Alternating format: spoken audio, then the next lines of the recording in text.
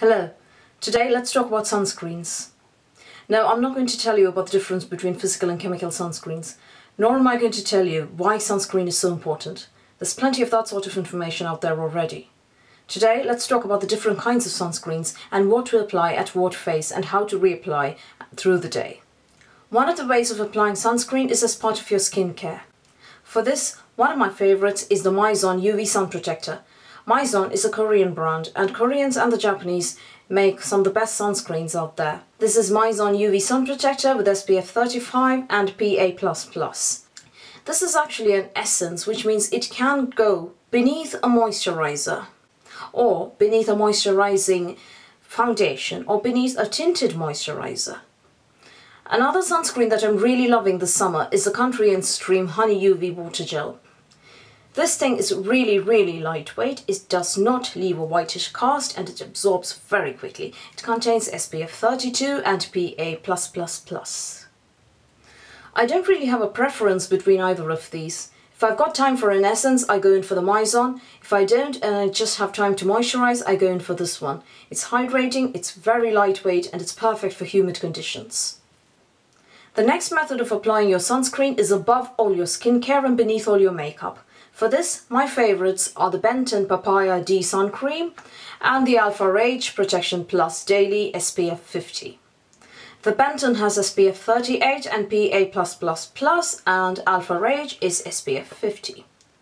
Alpha Rage is just a bit tinted, kind of like the Professional from Benefit, which means it can also be used as a primer, particularly if you have dry skin. Which brings us to the next kind of sunscreen, primer.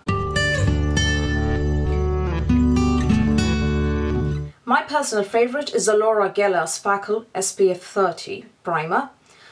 Unfortunately, it's in my travel bag. I have, however, reviewed it on my blog at cosmetopiadigest.com. Another good choice is the Laura Mercier Foundation Primer with Sun Protection SPF 30 and Paula's Choice Resist Smoothing Primer Serum with SPF 30. This is kind of silicone-y. It feels silicone-y and it goes on a lot like the Professional. Unfortunately, I don't have an ingredients list, so I cannot tell you if it actually contains silicone. Now, what comes after primer? Foundation. Rather than wearing foundation with SPF, I highly recommend wearing an SPF with a tint. For this, the reigning queens are the Europeans, or kings if you will. My personal favourite is the La Roche Posay Anthelios Smoothing Optical Blur. This contains SPF 50 and protects from UVB and UVA rays. Now, what I love the most about this is that it is absolutely perfect for oily skins. It covers acne scars, it covers dents, it covers blemishes. It is a beautiful piece of work. The texture is very much like Benefit's Professional. Also, the tint is beautifully suitable for my skin tone. I understand that this works on a varied range of skin tones. It probably acts as a bronzer on the palest of people. You're going to have to swatch it for yourself, I'm afraid. For those with dry skin, La Roche-Posay offers another option. This is their Anthelios Gel Cream, also SPF 50. The tint is sheerer than the Blur, which I just showed you. However, it should even out your skin tone to a large extent, although it may not cover acne scars. My second favourite is the Ultrasun Face Tinted SPF 30. It comes in two options, honey and ivory. Naturally, I picked honey and the tint is perfect. It is sheerer than the La Roche-Posay, but it will do at a pinch and your aim is sun protection rather than coverage here. Now, I haven't forgotten the cult product, that is the IT Cosmetics CC Cream with SPF 50. Unfortunately, the range of tones in which this product is available, the range of shades, is so appallingly paltry that this is tan and it is way darker than my skin tone. And medium is too pale for me, and they just have 5 or 6 shades, none of which suit me. I've tried swatching all of them, believe you me.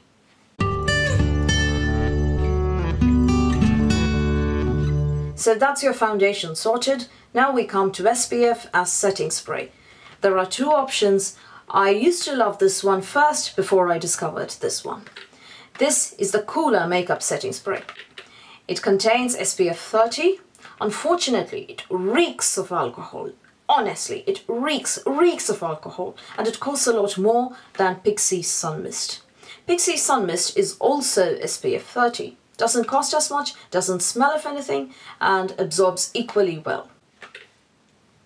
Now, if you prefer powder for setting your makeup, there are several options out there, the best of which is Shiseido. This is a sun protection compact with SPF 30. It comes in a range of skin tones. I'm SP 60 for reference.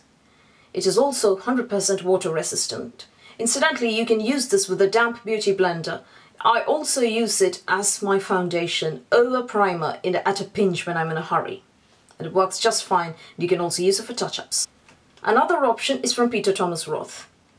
This is the Instant Mineral Broad Spectrum SPF 45 Sunscreen.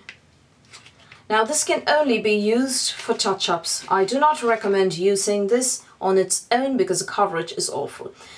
As is also the packaging. Now if I remove this cap, there's going to be a complete dust of powder all over the place. Watch this. See? Oh, I probably got that on my hair. And I've probably lost half the product already. Sorry. Be that as it may, I do love it for touch-ups, particularly when you get oily around lunchtime. The shade is universal. I've read reviews where pale people have said it is more of a bronzer on them. It's alright on me. This does require massive overhaul in terms of design and packaging.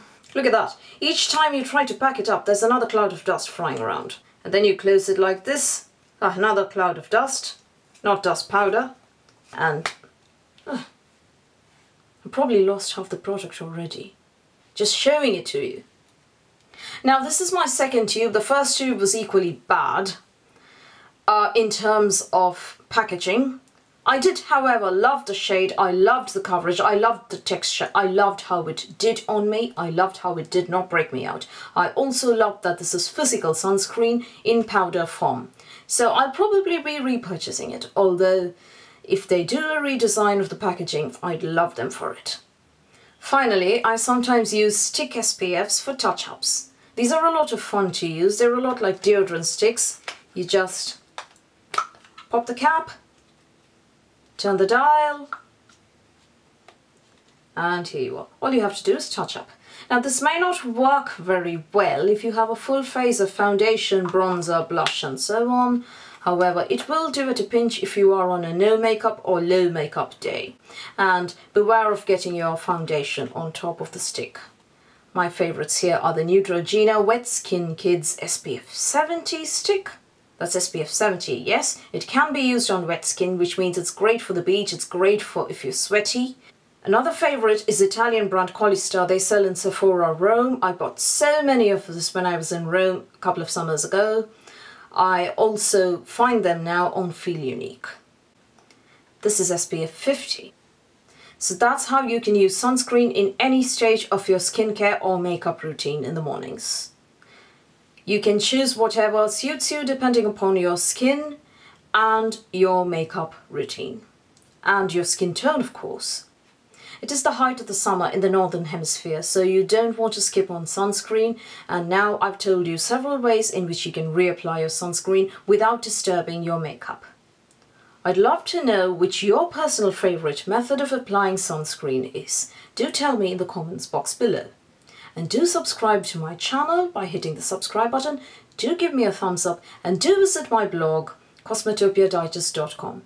Till next time, bye!